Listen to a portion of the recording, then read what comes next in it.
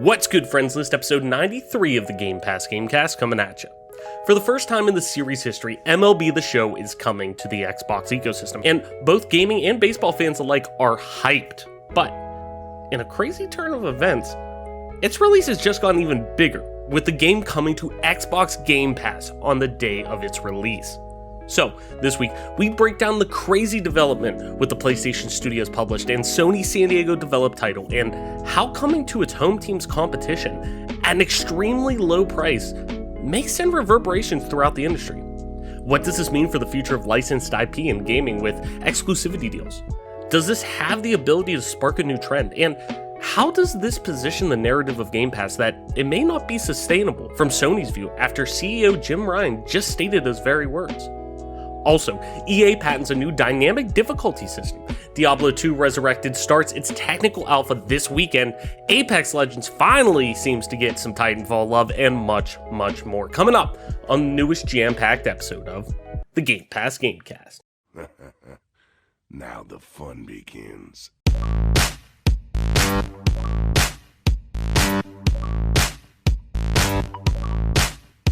Rigid. Stop! You violated the law.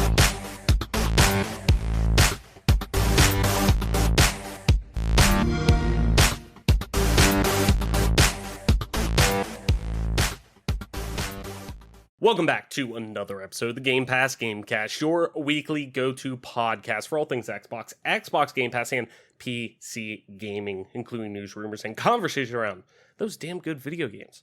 You can catch new episodes of the show when they drop each and every Friday morning on YouTube, Apple Podcasts, Google Podcasts, Spotify, SoundCloud, and all other major podcast services. So be sure to subscribe to us, rate us, review us, all that jazz wherever you get a podcast at, and follow us on Twitter at GC Podcast. Stay up to date with everything regarding the show, video games like, and our dope giveaways, which this is episode 93. One, how the fuck's that happen? And two, obviously we're getting close to a pretty big date that we've been kind of, there's some ideas floating around. I'm sure there may just be a certain giveaway going around that time, so be sure to tune in. But episode 93, fucking crazy. I don't know.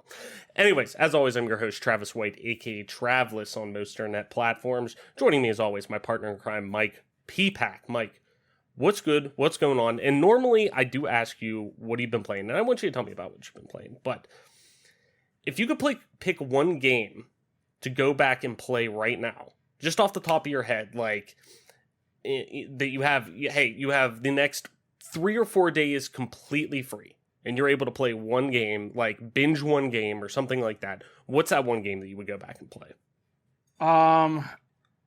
So is this just like I would play it in general, or is this something where I would forget everything about it, like kind of like a full wipe? Like I would forget everything I knew about the game and would start kind of fresh. That's a really good caveat that I didn't even think of. Like it's that, man, if you could play one game again for the first time ever, what would you play type of thing. You can do it that way. I didn't really think about that. That's a really good caveat. If you want to take it that way, that's totally fine. You can give 2 answers. I don't care. Excellent. So if I am just playing a game that I know about and it's not something that I, necessarily need to forget to enjoy, I think the game that I would play right now, honestly, is I should probably go back and play like Oblivion. But Oblivion's such a bailout answer. I'll give you a different one. It's still going to be Bethesda. Now that it's on Game Pass, I think I would like to give like New Vegas another playthrough. Now that it's been a while since I played that. So New Vegas, Fallout New Vegas would be my answer. But if you were to wipe the slate completely clean and give me the opportunity to play a different game that I have, or like to forget everything I know about a game and start over as a brand new player, I would honestly go with Telltale's Wolf Among Us, because the twists and turns in that game that were present were so incredible, and completely wiping my brain and memory of that game and getting to play that game through again fresh would just be so incredible, because it really is story driven, and it's really incredible how good it really is. So that would be my answer for that. Those are all really good answers. And it's, I know I've kind of talked about it before, but just recently, I should say, because Molly and I just recently went back and replayed it for like, and me replaying that shit for like the fucking umpteenth time. But The Wolf Among Us, man, that's like one game. There's certain like, I've made a couple of those lists before because there's like the viral tweets that will go around. It's like, man, what's one gaming opinion you have? I think that's the hot one right now. That what's one gaming opinion right now that's like you have that's super controversial or that you get a bad reaction to, and but viral tweets like that. And usually some of them are like, hey, what's a game that you could play for the first time without what's a game you could play for the first time again, not knowing anything going into the game or whatnot. And surprisingly, I'm kind of on that list too with The Wolf Among Us. Like, it's in top 5. Just because before that, I wasn't familiar with Fables. I wasn't familiar with Bill Willingham's comic line before. And now I am. And now I've read, a large chunk of them. And, like, seeing where that story could go and where it obviously did go while playing it, and, the similarities while also differences with it, and, some of the liberties they took to make their own experience. It's really, really, to me, that is prime Telltale. Like, I loved The Walking Dead. I loved, the first season, second season, third season was meh. And then the fourth season, I thought they capped it off really well. Great. I still consider that a Telltale Walking Dead game, just for the fact that a lot of the previous staff did work on it, even when it went, ended up the IP getting back into Skybound. But at the same time, though, like, The Wolf Among Us hit whenever Telltale finally was, I think, running at full stride in terms of their narrative, their writing experience, their narrative experience, the way that they were telling stories, the way that they were, taking and evolving the point and click, adventure-esque experience and modifying that for a modern style of game. I really just think that's one of those games that's always up there. Obviously, Legend of Zelda Ocarina of Time's up there for me too. That would be my first. I think that and Oblivion, those are two like really easy ones. But I think Ocarina of Time, because that was the first time that a game ever was just like growing up, like that was the one game that I was just like, holy fuck, this is what video games could be, or this is what video games, it's not just Mario running across a screen or anything like that. That's a transformative experience for me. So I'd love to go back and play that with, never experiencing that before. Like, I'm so jealous of seeing people who are like in the Zelda community and stuff like that. And even like same with, Oblivion, going back and playing that was the game that showed me that, really this is the true next gen jump. Like, that was that first game that really showed me making that jump from the original Xbox, PS2, GameCube era to that next HD level jump, and how expansive games could be, and taking that narrative or the formula of the very Virgin-esque experience of open world games and just completely blowing that up and saying, okay, let's take it to the max on what these systems can do already right off the bat, type of thing. But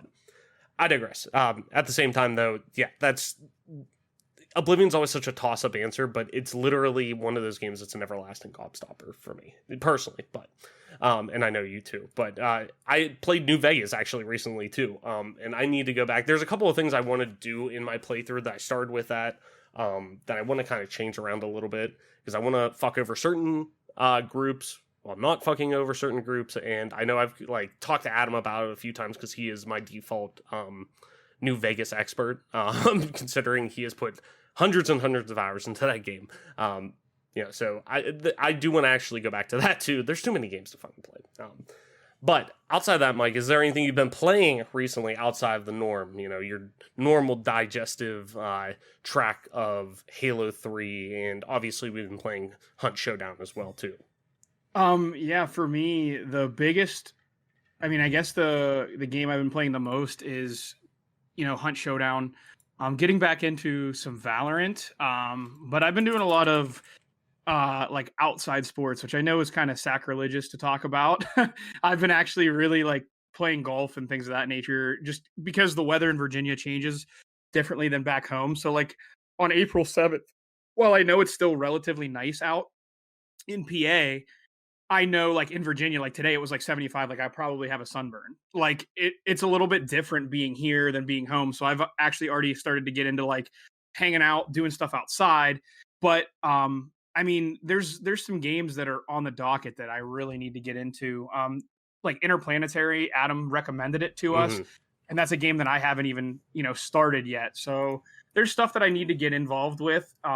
It's just like me just sucking it up and doing it. You know what I mean? No, definitely. And I'm the same way. I know it's sacrilegious to say, but like I got home from work yesterday and the weather's just fucking gorgeous. Today it's starting to get a little hotter today, and even a little bit of humidity kind of showed up towards, the 3 o'clock hour here in Pittsburgh. But the past 2 days have been, averaging around 75, and it's just fucking gorgeous. Yesterday, no humidity. I took our dog Abby. I was like, yeah, we need to go for a walk.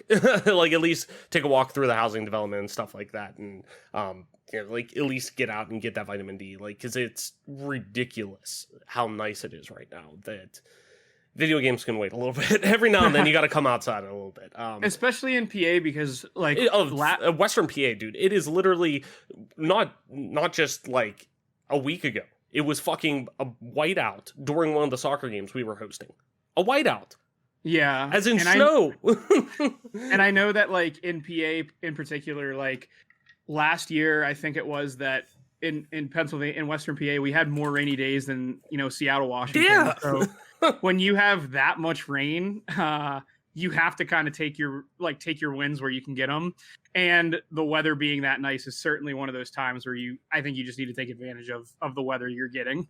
Right. Exactly. And that's the big thing that, it's just, especially in PA, it's just so few and far between that it's just any day it's possible, you got to take it. So it's just ridiculous, man. So, but that being said, enough about the fucking normal people shit, the outside shit. We got to talk about the good normies. Shit, the normies, these fucking normies, man. Let me tell you.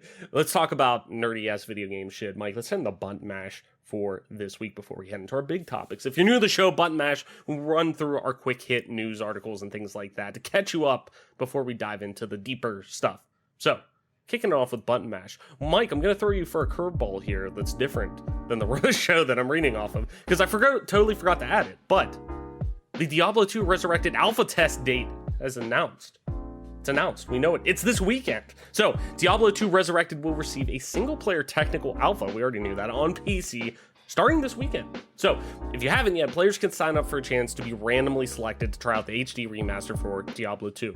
A limited number of players will be selected to participate in a technical alpha starting this Friday. So, if you're listening to the show, it starts at 7 a.m. Pacific, 10 a.m. Eastern. So, as soon as you hear this, pretty much, yeah, because the show, I usually let it go live at 7 a.m. Eastern on Friday. So yeah, as soon as you hear this, make sure you fucking sign up. And it will last until the following Monday, April 12th. So for the alpha test, players will be able to choose from 3 of the 7 classes to play through the entirety of the first 2 acts. The classes are Barbarian, Amazon, and Sorceress. The alpha will take players through the monastery and to the Maiden of Anguish, Andriel, as well as the deserts of Lut Golan to face Duriel, the Lord of Pain. So, Mike, I know you're hyped about that. Hopefully you get picked, I get picked, we all get picked, because we didn't get fucking Back for Blood last time, so we better get fucking something now.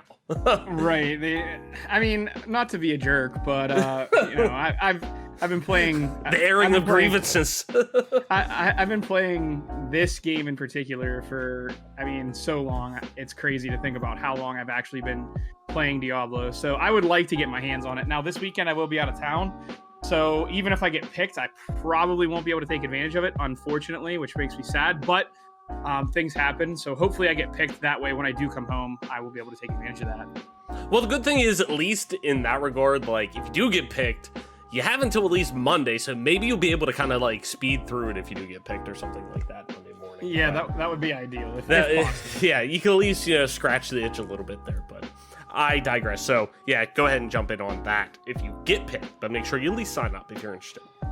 Anyway, moving on. Nuclear missiles have been spotted in Call of Duty Warzone's Verdansk map, but despite landing on targets, the warheads are doing nothing at all to the world.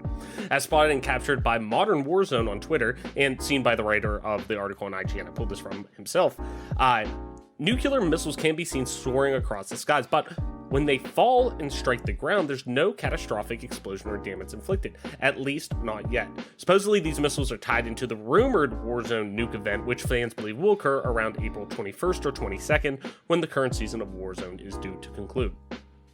Now, this is near and dear to my heart because I'm on a huge fucking Overwatch binge, which I didn't even get to really talk about before, because we were talking about a bunch of other games that I probably should be talking about for Overwatch because I've been playing that a shit ton.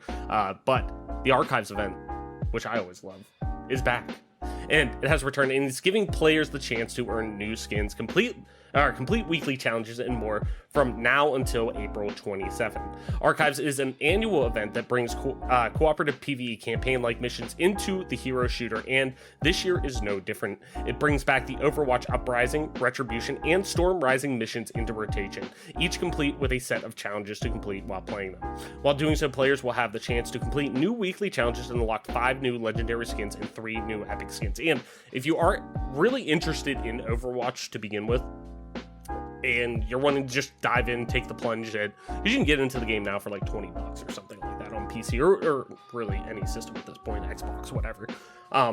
But if you've seen Overwatch 2 and what they're going to eventually be doing with the game, and having them, Blizzard even saying, yes, we're going to implement a lot more PvE campaign-esque, portions to this game, on top of obviously PvP and whatnot, the traditional competitive Overwatch. Try these out because that is a really good barometer to see how you will like that experience when it comes, and if Overwatch 2 is going to be your thing. So if you're interested in seeing what that potentially will look like, jump in, try these out. They're free. They're actually really cool. I like them, and you can matchmake with them and everything like that, and you can get a lot of cool skins out of them. So, and obviously skins win you games, easily. That's not skill, not anything like that. You have to buy skins. Anyways, a native 4K port of Time Splitters 2 is tucked inside Homefront the Revolution. There's just one problem. The code to unlock it has seemingly been lost. During the Easter weekend, ex-Vlambeer developer Jan Willem Nijman asked fellow devs to point out their favorite Easter eggs hidden in their games that they developed. Matt Phillips, who previously worked at Homefront Revolution developer Dambuster, revealed a doozy. Quote, "My proudest moment, a fully playable native 4K port of Time Splitters 2 hidden in this arcade machine in Homefront the Revolution. We already knew that 2 levels of the classic shooter were hidden inside Homefront, and fans had previously found the full game in Homefront's files, but it remained unplayable by normal means. And as of right now, the code to actually be able to unlock it, or the code that you need to implement into the actual, files within the games, is lost now, and you can't actually activate it, per the developer who, put that out there. So it sucks, it's sad, but that's still really cool. Borderlands writer and Gearbox CEO Randy Pitchford has made it clear that the Borderlands cinematic universe is different to the Borderlands video game universe, after fans expressed concerns about the recently revealed plot for the Borderlands movie. Pitchford revealed the news in a tweet after the synopsis for the forthcoming Borderlands film was released earlier this week. The plot summary revealed the movie was diverging from the plot of the game series, mainly by introducing a mostly unseen character called Atlas as the main antagonist, played by Edgar Ramirez. Many also pointed to the lack of mention of a vault, sources of alien technology that act as something of the holy grail for the protagonists of the Borderlands games, and Handsome Jack, the villain most associated with the series. Seemingly in response to these questions about the plot, Pitchford wrote, quote, "The Borderlands cinematic universe is not identical to the Borderlands video game universe. We are authentic to characters, tone, and style, but allow for independent storylines. The mediums are not the same, so the content should not be bound to the same rules," end quote. IGN's Ryan McCaffrey sat down with IO Interactive CEO and co-owner Hakan Abrick to discuss the studio's history in the latest episode of IGN Unfiltered, which you can go over there, obviously. Check that out. It's dropping actually today, I think. Ryan does a ridiculously good job with Unfiltered. Go over there, check that show out. And one of my favorites, the one with Todd Howard. Go listen to that. I think it was from last year, but he does give some hints about Starfield and all that, and you could actually kind of see some threads that were pulled on with the eventual, Xbox deal and whatnot. But really cool, really good show that Ryan does over there. He's the best, so go over there, check that out. Anyways, though, along with the team's upcoming James Bond game, Hitman 3, separating from Square Enix, and much more. Aber confirmed that IO won't be using the likenesses of any actors who portrayed 007 in the past, but that's not the only place IO is differentiating itself from what Bond has done. The team will also be creating a completely new story from the original Bond game, and to add on to that too, they did clarify as well that while they may be taking some, inspirations and references, obviously, from the movies, they're doing their own completely new story to it, which I think is fucking fascinating. And finally, while we haven't gotten a proper entry in the Titanfall series since 2016, Apex Legends Night Season is set to have a, quote, ton of Titanfall coming back into the game, one way or another, end quote. As reported by Dextero, a number of Apex developers from Respawn appeared on a panel hosted by Brownie Girl Gamercode and discussed how Titanfall fans have, quote, some really cool stuff to look forward to. Quote, next season, Season 9, you're actually going to see a ton of Titanfall coming back into the game in one way or another, Apex Legends game director Chad Greiner promised. Quote, I've told some people before, if you're a Titanfall fan, hang on for Season 9 because there's going to be some really cool stuff there, end quote. So, Mike, before we head into the news and big topics of the week, anything you want to run back in Button Mash? I already talked about Diablo a little bit because that was a late addition, and also I felt like I needed to just touch on it immediately. But is that your most anticipated game of the year that's been announced so far? I would. I know that's a tough question because while there's a lot of games that I think people expect to eventually see in 2021, and maybe have been announced for a 2021 date that a lot of people aren't going to hit 2021. This seems like, to me, the biggest Mike Peapack game that's popped up so far. Obviously, just because I know your love of Diablo 2 being one of your favorite games of all time, but I'm curious, is that your most anticipated game so far, at least? Obviously, we're only in April, but... Probably just to be honest with you, going into this right now, I would say that game is the one that I would circle on my calendar to say, like, I can't wait for that game to come out because I'm so excited for it. I'm going to spend so much time on that game. It's going to be disgusting. And honestly, I wouldn't want it any other way. It's a game that's so important to me that I can't wait to see what they do with it. I think this is a chance for Blizzard to really take advantage of nostalgia in a positive way and really blow us out of the water with it. So I'm excited to see what happens here. I'm sure they're going to do a fantastic job. I'm hoping they are, because when we talk about games like this, it comes to mind like the discussion we had where I said, if you are going to do a game, do it right or don't do it at all, especially when it comes to remakes. So that comes to mind when I think of this game in particular, is like, if you're going to redo it, do it the right way or don't do it at all type thing. Right. No, 100%. And we've seen that obviously with Warcraft 3 Reforged, that, while I didn't pick it up and while I love Warcraft 3, I fell into the trap of, obviously, normally I like to say like, oh, don't judge a book by its cover. I want to try to play the game myself before giving an actual, opinion on it and whatnot, but the overwhelming opinions being bad and not what I want out of that game obviously leaves a bit of hesitation for people. But from everything that I've seen from this game, it's not going down that road. And granted, different teams, different things within Blizzard. Blizzard is such a large entity to begin with, that it's hard to say. But knowing that this team is comprised of a lot of Vicarious Visions folks who obviously handled the Crash Bandicoot remakes, handled the Tony Hawk's Pro Skater 1 and 2 remake, I feel very, very good about where the direction of that game is heading. Like, I sure, do I have some little hesitations? Yeah, obviously I want to be able to have it feel I still want to make sure I feel the heart of Diablo 2 in there when I play it, or Diablo in general.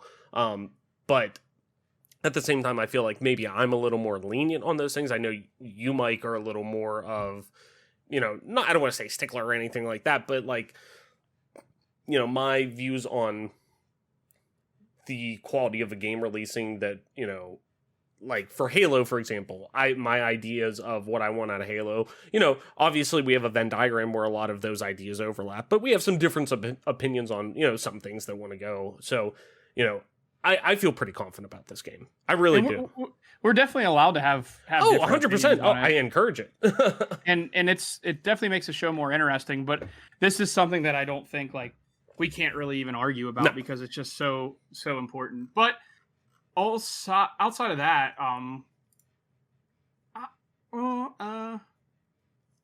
I think that James Bond news is really cool because we're kind of like the generation that was kind of captivated by Bond. I know like Bond in the 70s was a huge deal. Don't get me wrong. I'm not trying to say he wasn't.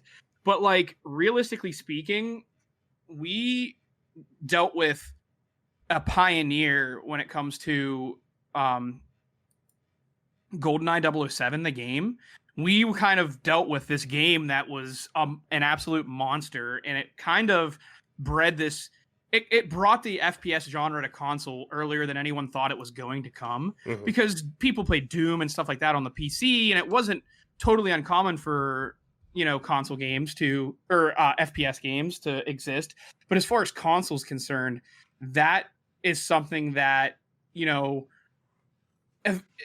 essentially put that genre in the eye of basically, you know, when you're talking about a first-person shooter coming to console, GoldenEye was the game that kind of, you know, brought it to where it is. And it's very important to, you know, talk about how this game might be a bigger hit with the older people. FPS is still an important genre, and it's still, you know, something that people love to play, clearly.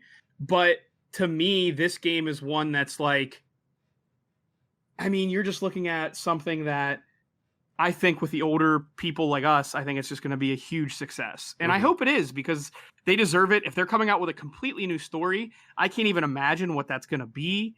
I'm just so thrilled that we're going to get a fresh Bond, and it's going to be a completely fresh story, because it feels like a universe that, like, while it might be best served in a cinematic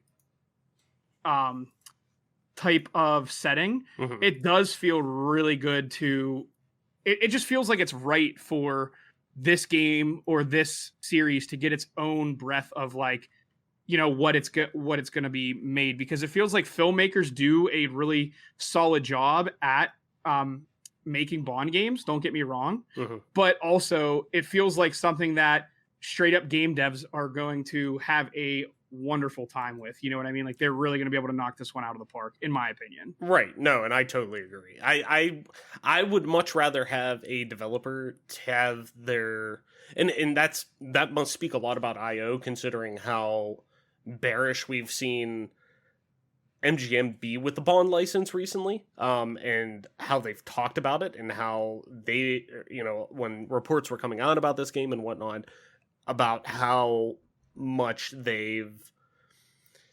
how hesitant I think they've been to not tarnish the Bond name with, you know, licensed product and whatnot, which is great, but it must say a lot about IO for them to get the green light to do an independent Bond storyline, which that's what I want out of, you know, licensed games. I want that out of, you know, my Batman Arkham games that I get, or the Arkham universe, whatever you want to call it. You know, the Spider-Man experiences that I get on, you know, PlayStation from Insomniac. Like, I want those independent from the storylines and comics that I read. Because I don't want creative minds to be, you know, sometimes hampered by constraints that they have to be within narratives to tell one specific story, because then it sometimes feels, to me, not very authentic. So, you know, I'm excited for that overall. Like, that game is going to be incredible, because the new Hitman games are absolutely phenomenal. And I'm pissed I haven't gotten around to play the new one yet, but I've just heard nothing but good things about it. But the 1 and 2, from what I did play of them, are fucking fantastic. So, anyways, Mike, let's into our big topics for this weekend. Let me tell you, man, we're kicking off with kind of a big one. And it's one that I didn't necessarily expect. I mean, we all knew that the game was coming, but I don't think we expected it necessarily in this fashion. But MLB The Show 21 we've known it's coming to, ever since the MLB said, hey, we want to take the MLB The Show license. Sony, listen, we totally fine. You can keep making Sony San Diego. You can keep making the show, the games. But if you want to retain the MLB license agreement that we have, it can't be exclusive anymore. It needs to go on other platforms. We want to expand that horizon and get more people into the MLB, I'm sure, and into baseball. So we want to do it that way. So we knew that MLB The Show 21 was coming to Xbox. It was coming to both the Xbox One, Xbox Series X, and everything. But MLB The Show 21 is coming to Game Pass at launch. That's right, Game Pass at launch, day one. When this game launches, a PlayStation Studios first-party developed game is launching on Xbox and on Xbox Game Pass at launch. Adam Bankhurst has the write-up over on IGN, as always. Link in the description. Go over there. Check out Adam's work. But let's dig into it. Microsoft has confirmed that MLB The Show 21 will be arriving on Xbox Game Pass on its launch day of April 20th, 2021 for both the Xbox Series X and S and Xbox One. Announced on Xbox Wire, this once PlayStation exclusive is arriving on Xbox consoles for the first time this year, and Xbox Game Pass subscribers will be able to enjoy the standard edition of the game on consoles, as well as on Android phones and tablets via Xbox Cloud Gaming.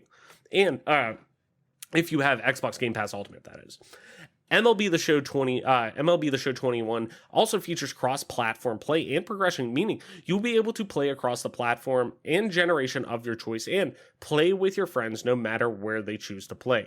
Just last week, we were able to exclusively reveal the first Xbox gameplay of MLB The Show 21 alongside an interview with Sony San Diego gameplay designer Ramon Russell. Yesterday, the team shared a look at some of baseball's greatest legends, baseball's greatest legends will look on next-gen consoles, including Hank Aaron, Babe Ruth, Fernando Vasquez, and more. MLB The Show was first released on PlayStation 2 in 2006 and has been exclusive to PlayStation platforms since then.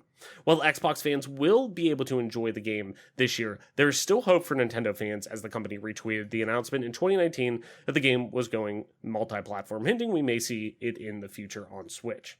Anyways, though, we're talking Xbox here. So, like I said, one thing I think that we really should keep in mind during this whole discussion we have and everything we talk about is that the MLB is the party who were the ones who forced Sony's hand when it came to moving the show to a multi-plat release. Basically saying, hey, if you want to keep the MLB license, that's totally cool. We want you to keep making games. They're critically acclaimed. They sell fucking fantastic on PlayStation platforms. That's great. But if you want to keep it, you have to make it available to a broader audience on more platforms. That includes Xbox, that includes potentially Nintendo, as we read, PC, I'm sure. We want this game to be available to more people to play because I'm sure we want more people getting into baseball.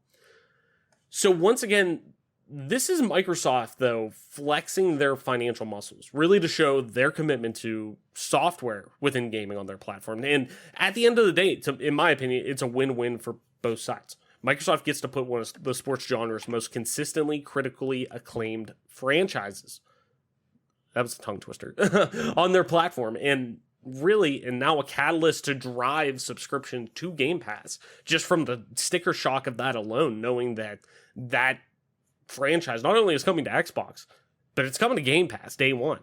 That will drive subscriptions alone, and Sony gets what I'm sure is a very, very fat check cut to them for it. So that's great. Plus Sony gets to I'm sure will make money directly off of every single copy that's sold. So that's great too.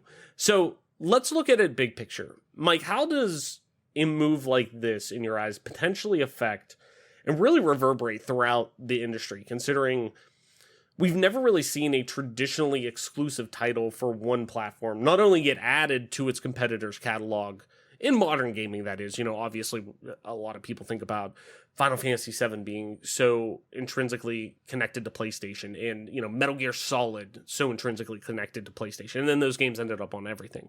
Resident Evil 4 on GameCube, and then that ends up on everything. Things like that do happen, but when we started to see the line super drawn for these console wars kind of heading into the 360 generation, and we saw those exclusives become more and more buttoned up, and now we're starting to obviously see that wane a little bit. But we haven't really seen that since then. So, considering we never really see that, for one platform, not only get added to its competitors' catalog while it's owned by them, but then released on its competitors' on-demand service. It's just crazy. So, is there a potential for this to, potentially be a snowball effect, to maybe see more licenses be expanded from, these exclusive deals in the future? Granted, Insomniac's making these games, but Marvel pulling out and saying, hey, we love what you're doing with the Spider-Man license, and we want to keep working with you, Insomniac, but we want those games to go third party now. While that seems crazy right now, it seemed crazy to see a PlayStation Studios game be on Xbox for quite a while. So it's a crazy idea, but what do you think about all this? Because this is just such... I just am so caught off guard that this game is now coming to Game Pass. Like, coming to Xbox, I get it with the whole deal with MLB and everything like that. That obviously is a no-brainer, but to see this go to really the week two after... I believe it was the week after Jim Ryan said from Sony, saying that, Game Pass wasn't going to be sustainable for a long time, or long term, I should say, to then see its own game end up on there, and his own, the company he works for, their hardware's user base have to pay $60-$70 to play this game, while their competitor gets to pay it, get in and play it for potentially free, depending on the deal that's available at that point for Game Pass. It's crazy. So what do you think about all this, Mike? Yeah, I for one am super excited that this is happening. The biggest reason I would say that I'm excited is because I, at my heart, love baseball. Baseball is such a huge part, has always been such a huge part of my life. Mm-hmm. And I do feel like in recent years, for a lot of different reasons, I know it's not a sport talk. I know it's not a sport talk podcast, but Mike, do you know what it is? It's our podcast. Yeah, so I don't really give a shit. I love baseball. It's been the sport that I started playing when I was 2. I used to play with my older brothers and cousins when I was younger. And to me, I see a sport that is dying for a lot of different reasons. And this makes complete sense that the MLB would kind of force their hand and say, hey, like, we got to do something about viewership. It's really bad right now. We don't have any way to really fix that.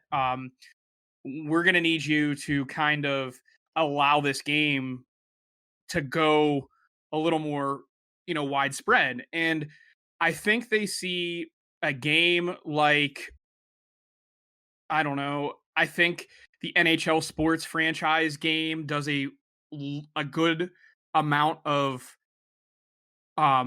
help to the popularity of the sport of ice hockey.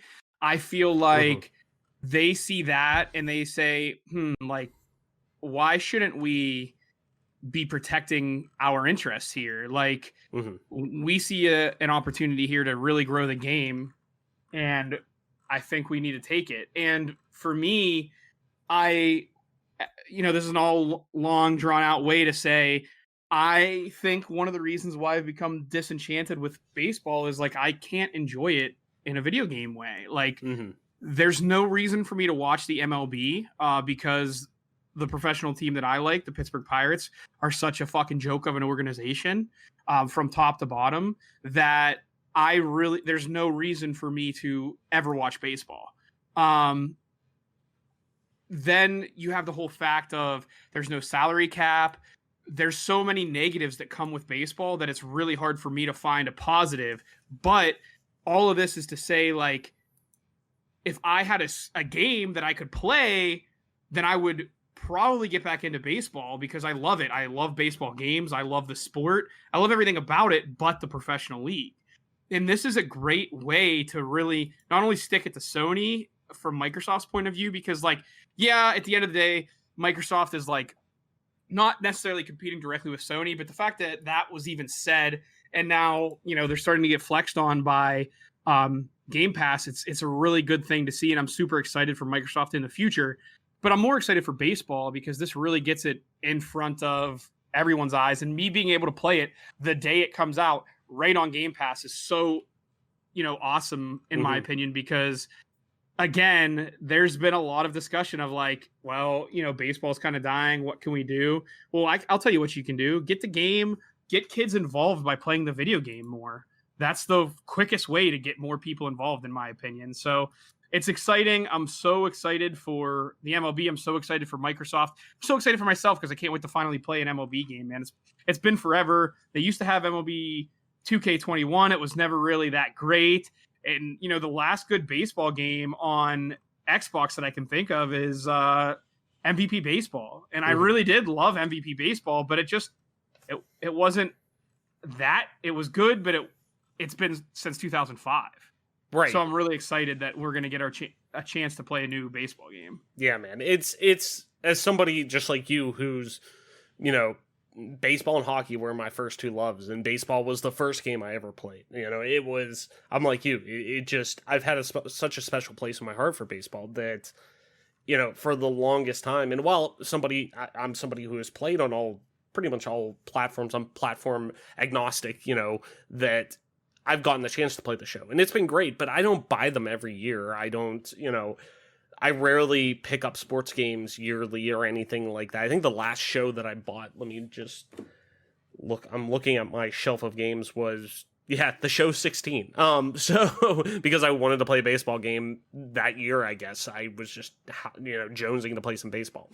But I did play, or I think I got the show 19 on PS Plus or something like that for free once, but I don't think I ever booted it up, if I remember. But I digress. The point being, though, that the last baseball game I remember playing on the Xbox platform was probably 2K12, I think. I think it might be 2K12 that I played. But I'm like you. I remember playing MVP Baseball back in the day. I loved... which one was the one that I played a shit ton of? The one with Manny on the cover. That would have been 2003. Yeah. I'm pretty sure. Yeah, played a shit ton of that. And playing that on OG Xbox. No, it was 2005. I'm sorry. Five. Manny was on 05. Yeah. Randy Johnson was on 03. And then they ended up moving the MVP Baseball license to college baseball, which is a cool thought.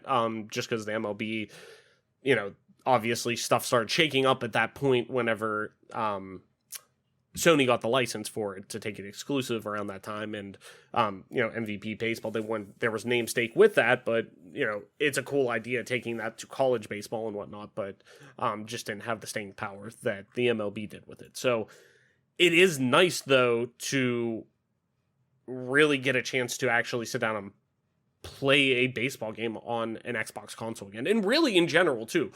This game is going to come to PC eventually. This game is going to come to Switch eventually. And I know we're an Xbox-centric show, and PC gaming too, but, it's, to me, this does nothing but help baseball, like you were saying. This is more of a move, like I said, this is more of an MLB thing than a video game thing to me. And while it is inherently becoming a video game thing by, breaking down these barriers we've really never seen before in the modern scope of the industry, with having a Sony developed and published title not only launch on an Xbox console but launch potentially for free on an Xbox console through their on-demand service, with Game Pass, that it really defies all, I don't want to say all logic or anything like that, of how, because there's so many console war borders that are falling as we continue to go along what modern gaming is becoming in the modern landscape of the industry, that you're starting to see a lot of these barriers within crossplay and cross progression, and what's the phrase I'm looking for that Sony uses, that cross buy, like you can play it on anything, like we're seeing with Xbox now with smart delivery. So a lot of this is we're starting to see these borders and walls start to crumble. But at the same time, though, this still was such a big step that I don't think anybody remotely was expecting to see something of this magnitude happen with this game. To me, I always envisioned this deal working out from a gaming end, at least, if we're looking at it from that end. I always envisioned this being more of a, okay, kind of like Destiny was with Xbox, or with Sony and its relationship then with Microsoft, where up until semi-recently, till Microsoft and Bungie entered this partnership where they're bringing all their latest content to the game on Game Pass for Game Pass Ultimate members. You looked at Sony, and Sony was always getting the marketing deals, always getting the content exclusivity deals when it came to Destiny, where, yes, it's available on everything, but you're going to get access to all of these things. And this seemed like this is obviously much more of an Activision thing whenever Bungie was still in the fold with Activision, because we see it with Call of Duty still, that, okay, these certain maps or these certain raids, if we're talking Destiny, are only going to be available on PlayStation, or these are timed exclusives for 3 months or whatever until it's out of the zeitgeist. Then it comes to Xbox. Like, so to me, that's how I saw this, how this would work out in Sony's favor still. That, yes, it would come to Xbox. Eventually, it will come to Switch, or some version of that game will come to Switch. The game will come to PC with all the bells and whistles and all the fucking sliders you can crank up and the DLSS compatibility and shit like that. It'll be dope because I'm going to fucking play it on PC probably. But even though I will play it on Game Pass day one just to fucking say that I did and was able to jump on and play it there. A Sony published game. It's going to be so weird just booting up the game and seeing the splash screen for Sony PlayStation Studios that pops up. But, I figured it would be like that, where, yes, it's going to be available on these platforms, but the true experience of this game is going to be on PlayStation. It's going to be available on these, the centric platform that it's kind of developed around for the most part. But to me, it's just wild that I don't see it.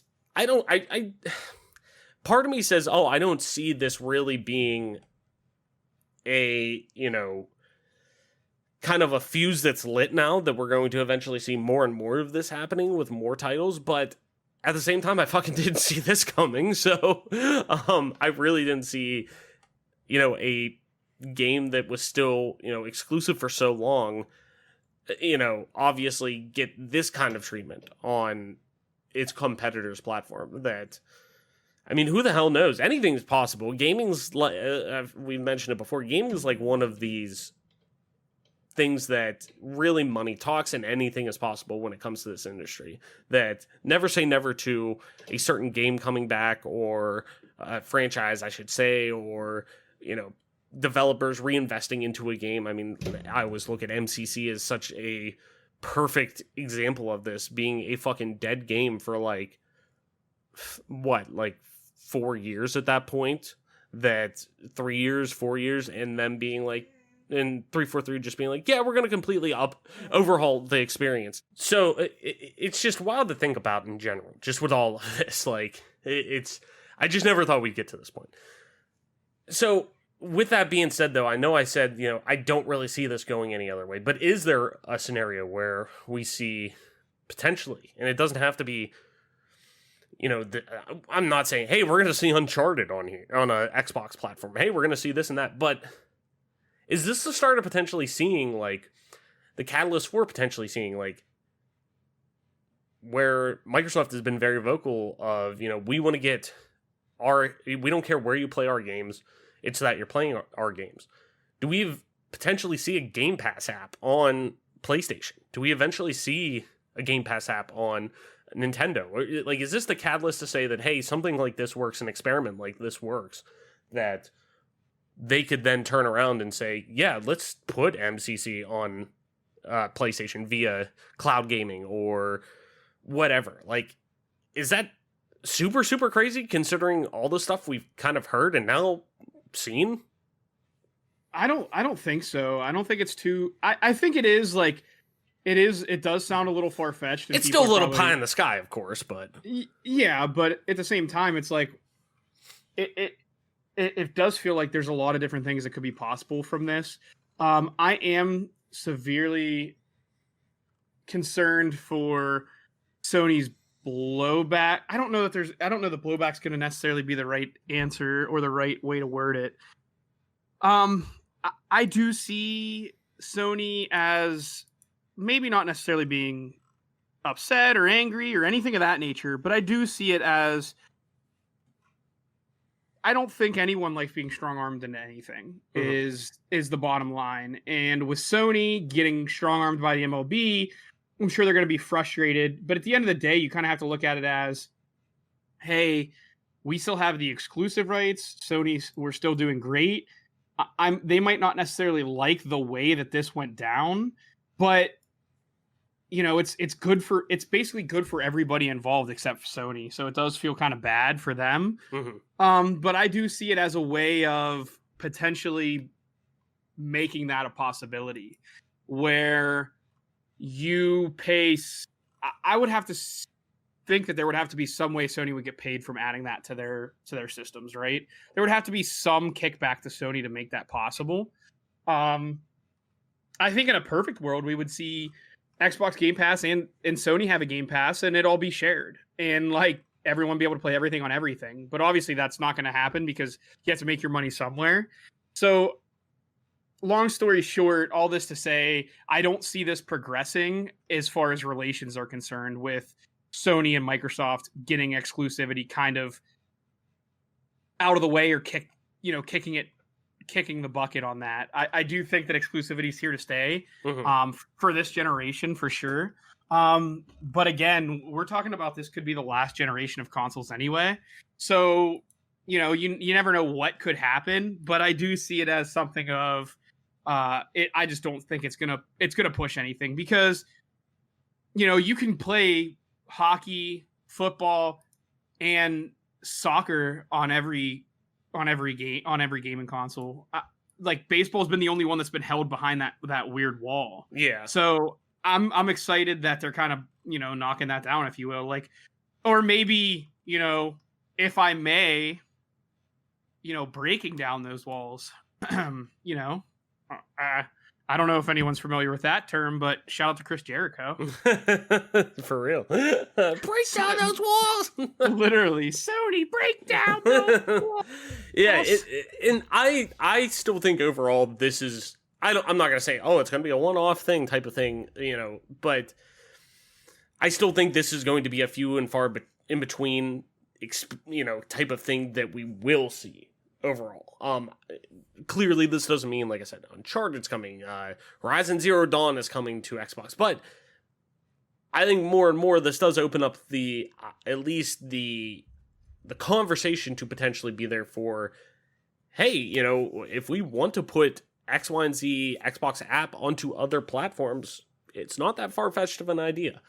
Because at the end of the day, it's a business, and it's a business centered around creatives and what they can make, and how that's really it banks on those things being great to push sales forward and all that stuff. But at the same time, though, we're going to see, like, or I should say, in saying that, clearly it still lines up with, if you don't do these exclusivity deals with things like this, you're just opening it up to more money. Sure, you're going to have, I'm sure there was a little bit of extra there was a little bit of extra time put in on the dev side to make this happen. I'm sure their staff expanded a little bit to be able to have an Xbox team now to work on, porting potentially the PlayStation version of the game to Xbox. I don't know exactly how they did it or if they designed it independently, what have you. But if that's the case, obviously, though, you're still going to make more money having this game. That's why, a Madden is on everything. That's why NHL is on everything. That's why Call of Duty is on every platform you can think of, or Skyrim is on every platform, because they keep making money off of it. People keep buying it, and it's on as you want to be able to spread that as far as possible, or cast that net as wide as possible, because you're going to see that return with these big IPs like this. And the MLB is no different, because baseball, and I'm speaking more so to, our direct audience being North Americans and whatnot, but, baseball is America's pastime. So that rings home to a lot of people. It's baseball and football are the two biggest sports pretty much, and basketball too. Baseball, football, and basketball are the three biggest sports in the US that, that's going to be what translates. So having two of those sports be available on every platform is great. Now we have that holy trinity that's only good for everyone. That's good for the whole industry. And that's where I always thought it was kind of weird having the MLB wanting to keep things. And they've always kind of done their own thing, just no pun, well, I guess a little pun intended, a little inside baseball thing. As somebody who, works within the sports industry right now, that how the MLB has always operated independently on a lot of different things comparative to a lot of the other major sports franchises. They've always had their own direct, all their teams have functioned under one, how do I put it this way? One like media center, like all of their TV, all of their, streaming, all of their internet content, all of their everything with that has been centered around all teams funnel into one. It's not kind of independent. It feels very interconnected. A lot of their, obviously with the MLB license going to Sony, it's very direct. It's very a one-to-one. It's not, spreading as far as possible now, like we're seeing, but they've done a lot of things that have always been very in-house. Most teams do all of their ticketing, via their own, they don't use like a Ticketmaster. They don't use they partner with StubHub, but that's for reselling and whatnot. But most teams directly sell their tickets. You're not going, you may have in the NHL and in the NBA, you may have sales departments for these teams, but they're still using third-party services like a Ticketmaster and things like that to work through to support their ticketing efforts, where the MLB does everything in-house. So things like that, where it makes sense why they did that for so long, because they've always been so one-to-one with everything they do and cutting out a middleman and things like that. But this just makes sense. Like, this is such a logical thing to do that I'm so glad we're seeing it happen. It's just so weird still seeing it happen, knowing how, how just tight that license has been held up for so long, that we've been getting, these MLB RBI baseball like shovelware games, for no offense to, those who create those games and everything like that. I'm sure there's a lot of work put into that, but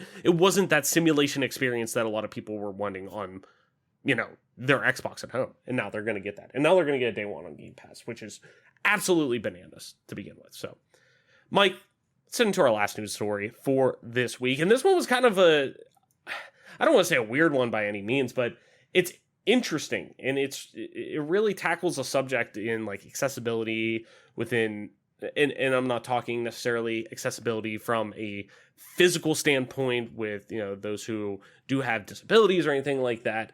It's more so accessibility through difficulty. And I think it's a really interesting topic to talk about. So EA has been granted a patent for dynamic difficulty adjustment technology, which is pretty crazy. Think about it. This comes from Thomas Hughes over on NME. Tongue twister there. As always, link in the description. Go over there, give Thomas a click. Let's jump into it. Game developer and publisher EA recently had a patent approved for dynamic difficulty adjustment technology. Utilizing AI technology via the cloud, dynamic difficulty adjustment (DDA) scales difficulty based on player interaction. If a player is having difficulty scoring goals in a game like FIFA, dynamic difficulty adjustment technology will make the game slightly easier. Similarly, if I can spit it out, if a player is finding it a little too easy, the AI may increase difficulty. The patent was approved on March 25th and details EA's intention to keep players engaged for as long as possible. Quote, often, games that are too difficult or too easy will result in less enjoyment for a user. Consequently, the user is likely to play less of the game. Thus, one of the challenges of game development is to design a game with a difficulty level that is most likely to keep a user engaged for a long period of time. Numerous sketches and drawings included in the patent show how the technology works. DDA collects player data by measuring inputs during gameplay. If a player hits enough predetermined data points, DDA will activate. EA was on the receiving end of a class action lawsuit related to the technology earlier this year. 3 players accused the developer of using dynamic difficulty adjustment technology across FIFA, Madden, and NHL. All 3 games have modes linked to microtransactions, which which enables players to spend actual money on in-game items. The lawsuit alleged that EA could utilize DDA to make the game more difficult, encouraging players to spend real money. The lawsuit was eventually dropped by the claimants after EA explained how they utilized the technology and offered access to the development process behind the technology. EA has said that they will not use the technology in conjunction with microtransactions to encourage player spending. The developer released a statement after the dismissal of the class action lawsuit detailing their fair play and dynamic difficulty adjustment policy. So, while me personally, I enjoy playing games, specifically when it comes to more so replaying games on harder difficulties. I like going back and playing on a more harder difficulty, like my second playthrough on a lot of games and whatnot, just to, have that fresh experience or something else to go off of. But some games that don't have it, whatever. I totally will just replay them because I love the game. I love replaying games. I, though, am like 10,000% in the camp of normalizing playing games on easy mode. Like, that is totally cool if that's what you want to do, for the sole fact that it plays, like I said, into making games more accessible to others who may be interested in playing them, but be worried about this barrier to entry. That, yeah, I like the theme of this game, I like the look of this game, I like the style of this game, but it's difficult. It's a little harder. It's it's the Cuphead factor. It's the Soulsborne factor. It's things like that people want to get into these games, but sometimes the difficulty and the way they're designed in terms of the gameplay and whatnot kind of pushes back a little bit. So, while I like those games because they're challenging and doing, whatnot, just for the sole fact that people want to get in and play these games and the difficulty, inherently hurts them or, distracts them from doing so, or, pushes them away from doing so, I should say. To me, I'm all for, hey, cool, that's totally fine. Like, there should be an easy mode for you to play on. If that's all it is, yeah, that's fine. And while there's obviously something to say in regards to the developer's creative vision for the game and what the game was supposed to be meant, that's still very, very important. I personally have never seen an issue with providing more options for players, more options for these titles, and more things to do within these titles in terms of tailoring your experience never hurts, because you're just, once again, speaking to more people as possible. And obviously nothing's turnkey, nothing's, you're never going to please everybody, but providing options always seems like a good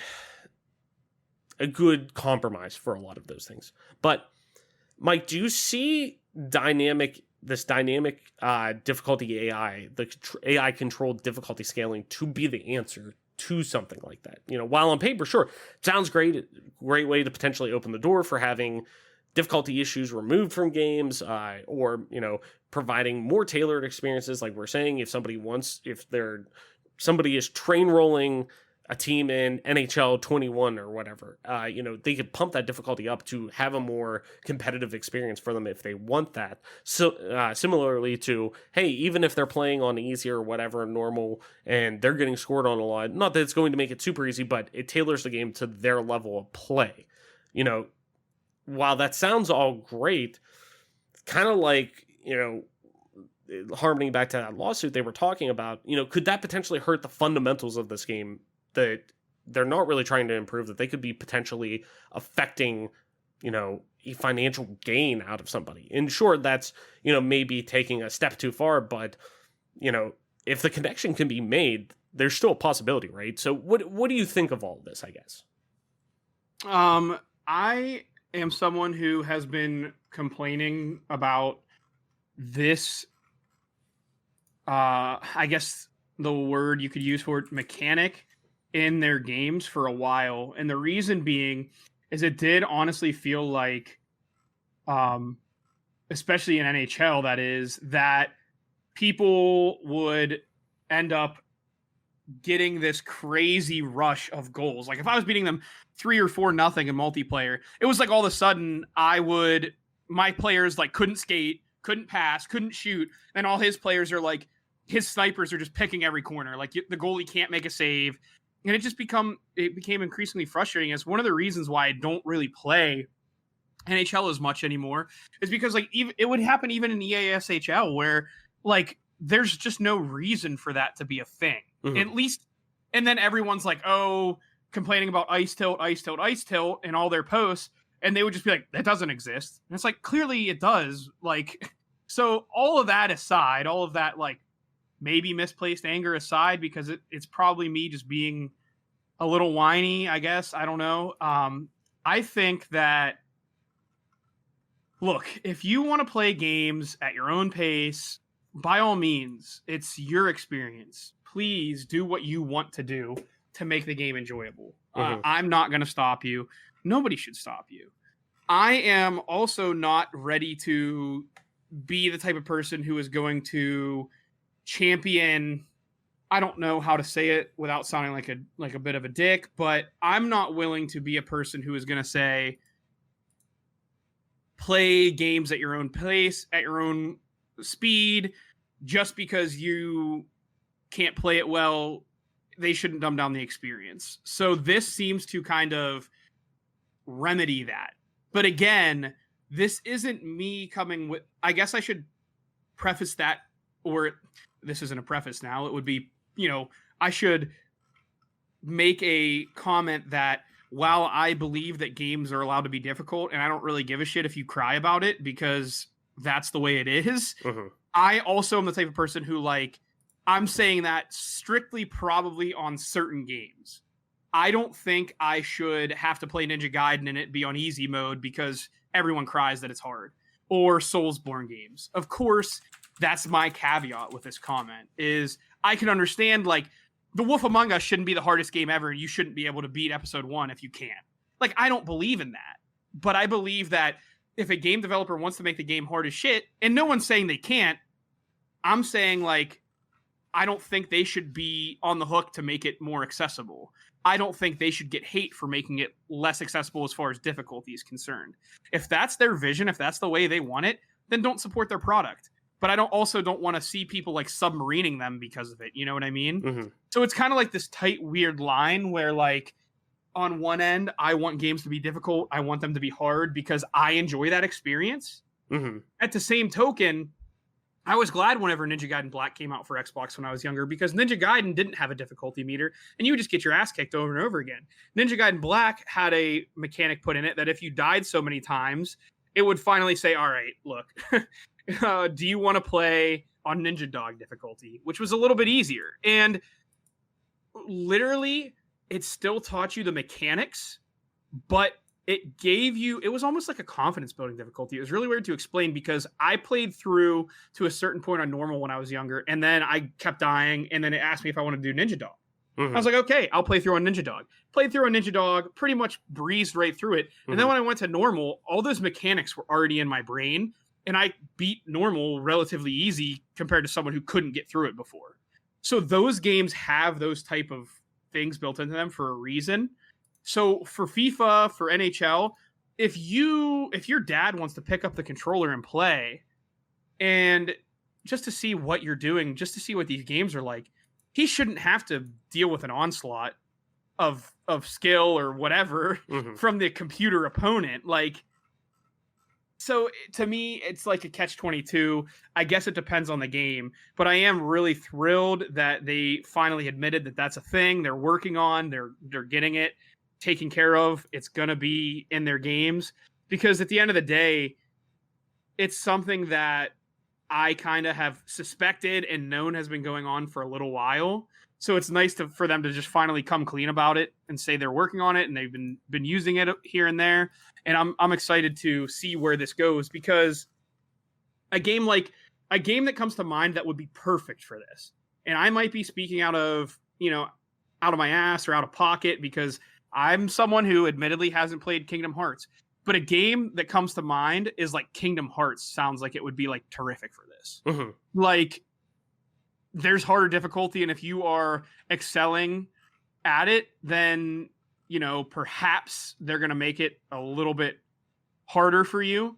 But again, it's not something that I'm super against to make it more accessible for people if that's what they want. You know what I mean? I guess it's just a long and convoluted way to say, don't fuck with my games that are supposed to be hard. But by all means, if you want to make it easier for everyone because it's just a more enjoyable experience, I'm behind that. And I think I'm not trying to put words in your mouth or anyone else's mouth who champions the difficulty thing. that's not my intention at all.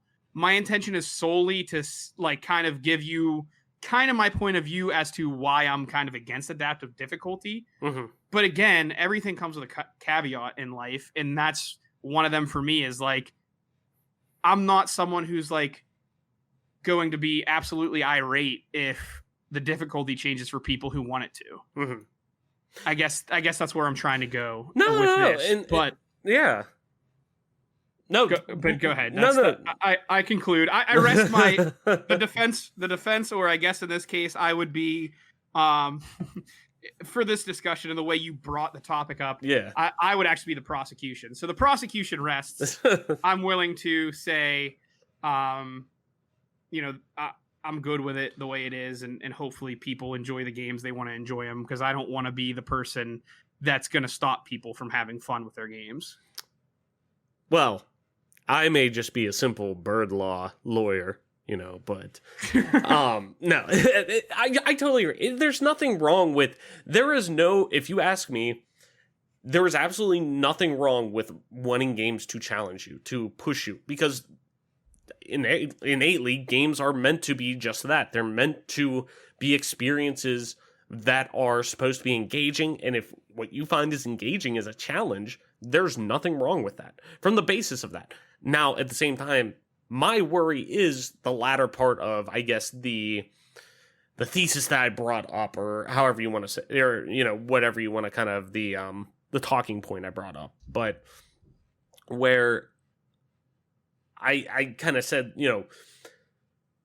it does worry me a bit for some of these larger entities, these large scale AAA publishers that we see, an EA and Activision, Rockstar, those who have leaned into the microtransaction lauding that has come with and really honed in on, those who are committed to, making, which I get. You got to think of, video games aren't cheap to make. They're only getting more and more and more and more expensive. And especially, too, if you want to, because I'm in the camp of, hey, you should be paid for, I'm just one of those people, you should be paid for, if you're working, you should be paid for the time that you are working, period. When you're on the clock, when you're doing your job, you should be paid for it, no matter what. That's such a noble concept. I can't believe that someone would have the mentality that if you fucking work, you should get paid. It's just so bizarre to me. I know. In a capitalist system, the fact that your human capital, your labor, if you spend it, you should get paid accordingly. Like, who the fuck is that guy? Yeah. Someone better lock this guy up. He's spitting too many facts. You better watch out. I know. I better watch. Government's going to come after you. I was going to say, I'm about to get it's like the FBI meme text where you you see somebody texting about something, and then there's like a text, the text bubble, like iPhone text bubble from the FBI. It's like, stay right where you fucking are. Literally. No, but to that point though, as that happens, obviously I'm if you're working, you should be getting paid. So when that comes to crunch, obviously I fucking hate crunch, and I don't want crunch to happen. I want anything but that to happen, because you can never put a price tag on somebody's time. But if they are working, they better fucking get paid. So as these games keep getting bigger and bigger and bigger and bigger, like these experiences like a Red Dead Redemption 2 and eventually a GTA 6, obviously there's more costs that come to that. So in a way, they're trying to offset. I'm sure, they're coming out and saying, yes, this is a way to justify, if pushed obviously hard enough, yes, this is a way that we're justifying ways to find ways to pay our employees more and pay our developers more and stuff like that, which in theory is great. And there's nothing wrong with, and like I said, me personally, I'm a person who is okay with paying $70 for a game, if that means that, yeah, it may mean less microtransactions, but more money going directly to, I'm okay with paying a little bit more for the game if it means, in general, developers are going to get paid more in that. And if that's a $10 increase to $70, okay, yeah, it is what it is. I'm not gonna, that's not gonna break the bank for me personally. And if it's a game that I, obviously am waiting for, yeah, I'm gonna like it. I'm okay with it. I'm gonna buy it anyways. But point being, though, there's more that comes to this. That obviously, if that means, they're making these experiences and they're wanting to use this technology, it can be manipulated into ways that could make more microtransactions available. You know, it could influence more money being brought in for the game in a malicious way, which I don't fuck with, because there's a difference between, hey, you bought this game. If you want extra things out of it, here they are. That's great. Pay for it.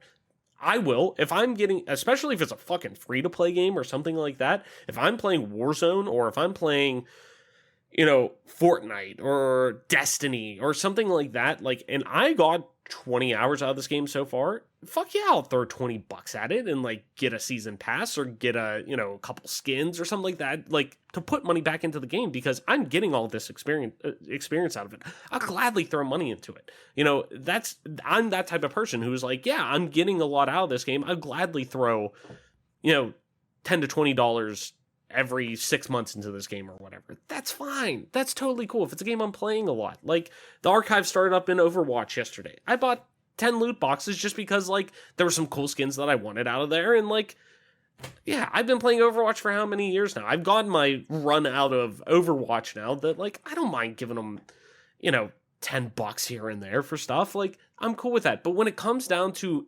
possibly influencing it to a pay-to-win situation, or it's influencing the actual inertia of the game and what this game's designed to be, that's where I don't like it. And that's malicious. And that's where you have to watch some of these corporate entities where the 1% are trying to speak for the 99%, who I guarantee the 99% probably don't speak for the 1%. The developers and all the people who are making these games, the brilliant minds behind these games, don't want to fucking do that shit. They want to just make the best game possible for you. I guarantee it. Especially seeing all the shit that the Outriders team got over at People Can Fly, that this past weekend, when server issues and whatnot, how transparent they were being and how the shit they were getting for it, which was fucking pissing me off, because shocker. I know this may be shocker to a lot of people, but I'll clue you in on another little inside baseball shit.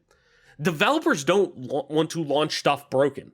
They don't want to. They don't want anything to be broken. They want you to have the best fucking experience possible, because they want to give you their work to be the best possible. You know, like, they don't want things to be broken when they launch. Some things are, you can't help though. And it happens, and it's shitty that to say that, but a lot of times it's because of decisions that are made by a higher power that, you know, might just not be the ones who were, you know, they're not making the game. They're not doing that. They want to hit a certain deadline because they think they can make the most money at that point. So that's where I get worried about this stuff, because that then feeds into these things, that these decisions that they're making to use this kind of technology and whatnot and bring that in could eventually, it's almost like the net neutrality issue, where it's like, yeah, they may not, you know, yeah, these companies are saying, no, we would never maliciously use, you know, hang things over you for this utility that you use, or, you know, we would never overcharge, like, we would never manipulate prices and things like that to, you know, as a conglomerate or whatever, however you want to spin it. They would never do anything maliciously with that. But the option's there, and there needs to be protection with that when it comes to this, because it needs to be able to protect the consumer going in, knowing that it's not pro wrestling on them. It's not being pre-decided on them that, hey, we're tweaking this so that, yes, it's going to force them to eventually buy, you know, more product from us, or do that, or, you know, and then that changes the entire status of the game.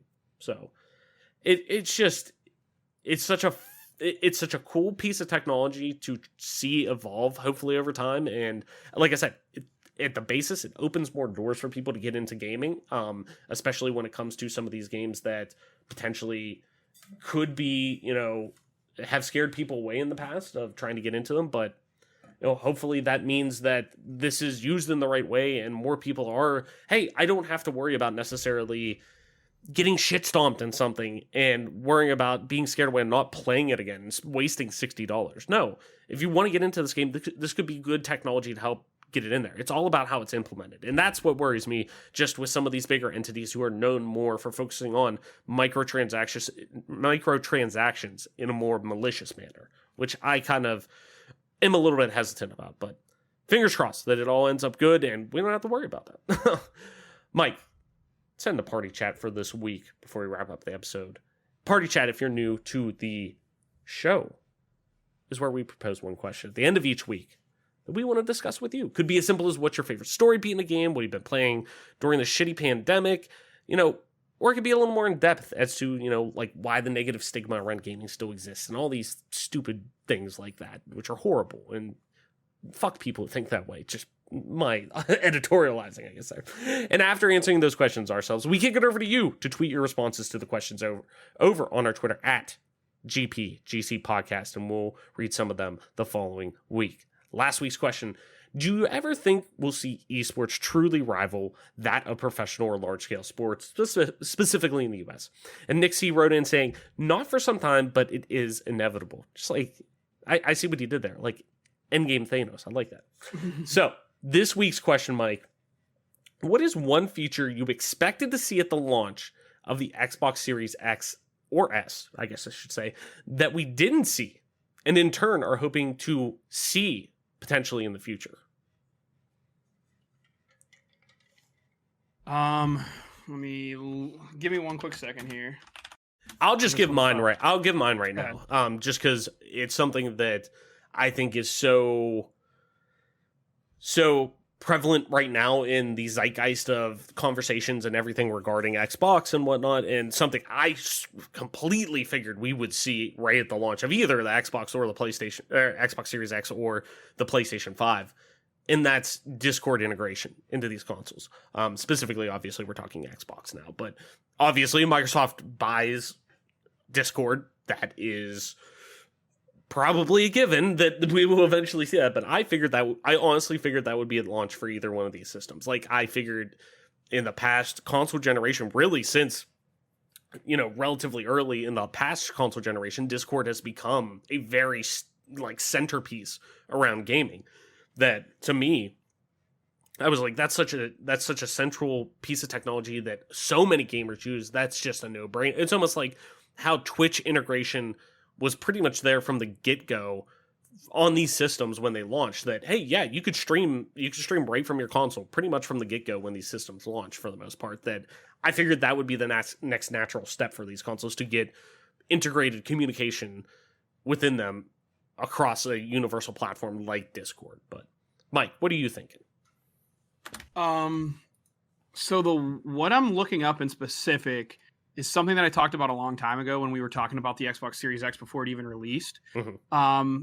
To me, I was looking specifically at the LAN feature. So the Xbox One was like an emulated LAN service, which basically what that means to people out there, there's going to be a lot of gamers that know what LAN is, but for those of you that might not be familiar, or I might be speaking a foreign language, I'll just clue you in real quick. LAN stands for local area network. You could connect one original Xbox to another original Xbox and play two one-player games, or Xbox Halo Combat Evolved with 4 players on each, playing 4v4. Alternatively, if you had a router, you could plug everything into the router, but the router only has 4 ports. There are what's called network switches, which if you work in a big corporation, if you go to your server room in your building, you're going to see a huge server that has a ton of Ethernet ports coming out of it.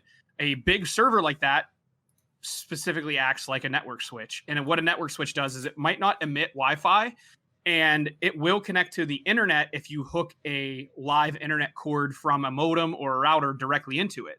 Mm-hmm. However, a network switch could have up to 16 ports, and you don't even need to be connected on the internet to play local area network, which is the way like old MLG tournaments were run with Halo through H1, H2, H3, Halo Reach. Call of Duty has been played that way. And one of the big reasons why we saw Call of Duty jump ship to PS4, besides money, is that the PlayStation 4 had a true LAN feature instead of an emulated one like with the Xbox One, where you have to be connected to Xbox Live. Because when I went to a tournament and I went to Atlantic City, guess what? We're in the middle of a tournament at 1 p.m., 2 p.m. on a Saturday, and Xbox Live goes down. So guess what? We can't play any of our fucking games. There's a tournament going on with all these players from around the fucking country trying to play our tournament games, and we can't because Xbox Live's down. Where back in the past, that wouldn't have been a problem. We would have just played on LAN, and the tournament, the show would have went on, if you will. So that's what I'm looking to see, like, because it does say that you can play like a game like Crimson Skies or a game like you're going to be able to play Halo 1 on Xbox Series X, Xbox One, Xbox 360, and the original Xbox, and system link them all. But I need to get down to the nitty gritty, and I'm going to have to do a lot more research off the show. But I just want LANs, man. If you want esports to be on your game, you can't bring servers to LANs. Like when I went to DreamHack in Dallas, there was one network switch or one server for the open pit, which there's 30 or 20 stations in the open pit, which means 8 Xboxes per station at 20 of them, all playing Halo at the same time. And then you had a separate network switch for, or you had a separate server for the, they called it it was basically like what main stage would be, but they had two setups up there that the pros were playing on back to back. So there were 16 Xboxes on that one server. You can't if you want to be taken seriously as an esports provider, you can't require your team to take servers to these fucking LANs. Look with Halo 5, you can't have to rely on closed servers. You should be relying on local area network where it's perfect. There's no shot registry issues like there was on LAN with Halo with the servers. There's no server issues. If a server shits the bed, you're shit out of luck. None of that should be an issue if you truly want esports to be a legitimate thing. But again, when we talk about Halo and specifically with it being able to be played on on PC, there is no shot in hell that competitive LANs are going to be played on Xbox. They're not. They're going to be played on PC. You're going to go to LANs and there's going to be PCs there for you. So I would still like to see that because I'm an old school guy. I still like to have LANs, but it's not going to happen and it's probably never going to come back. As unfortunate as it is. Well, there you have it.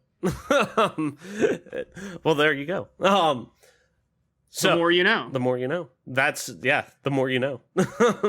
So, Mike, I think that's going to do it for our episode this week. Why don't you tell people where they can find you on the interwebs to talk about all the nerdy shit we talked about today? We talked about a lot of sports, actually. So, talking about sports and the internet and games. Nerdy shit, yeah.